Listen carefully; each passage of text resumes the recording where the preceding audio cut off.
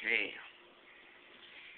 Hi there, this is Coach PJ, and it's already 7 p.m. here in Canada.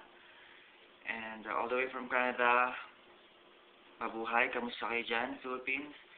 Before anything else, I would like to greet Coach William a happy birthday.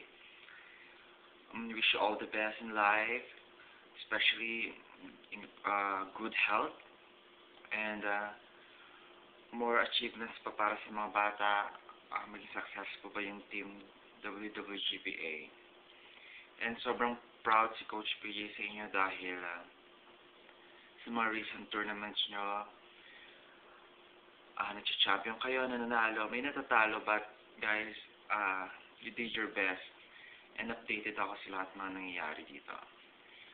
Especially sa palarong pambansa, congratulations kay Kian and kay Amy. Congratulations, Amy, you made, kahit talo ka, but you made it to the final. I'm so proud of you.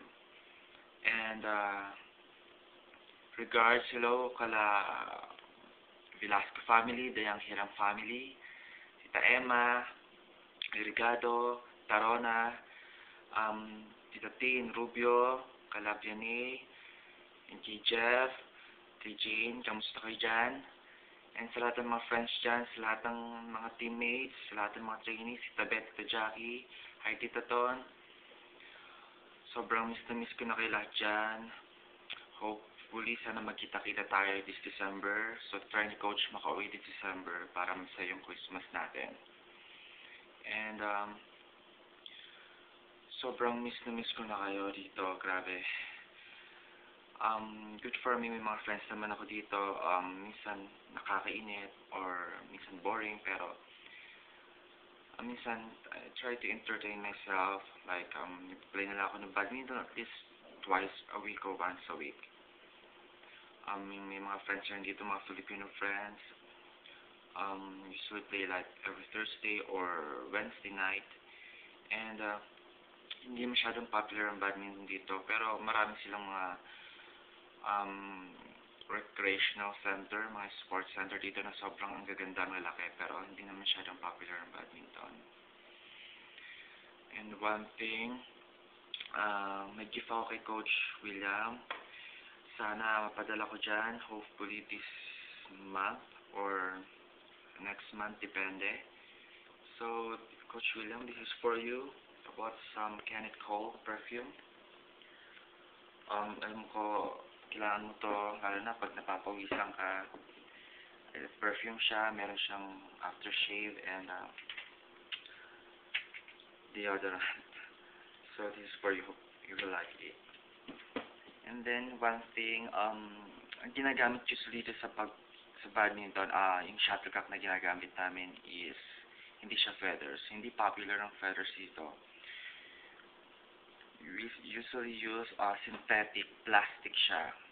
It's a new product made by Yonex. And makikita nyo, medyo yellow siya, yellow-green siya, and then may different weight siya. Depende sa climate o depende sa I don't know kung anong tawag doon, sa lugar na paglalaroan mo. So, like, kung gusto mo na mabilis na bola, meron siyang shuttle na pwedeng mabilis ang galaw ng bola or mabagal. So, this is sobrang useful to. Pwede siya magamit sa training, sa queuing. Hopefully, mapadala ko siya. Nagpaplano ako magpadala ng kahit ilang tubes para i-test natin dyan. Kung magustuhan nyo, hindi naman ako mag-supply, pero try kong tumulong. Para especially sa mga bata, magagamit sila ito sa mga drills, consistency drills. Sobrang maganda siya talaga. Okay siya para sa akin. Ayun, hopefully guys, see you soon this December, and mag-iingat kayo dyan. Sobrang miss ko na kayo. Enjoy the party. And good luck sa lahat ng mga tournament nyo. Training pa tayo, ha? Okay? Miss you all. I love you all. Bye.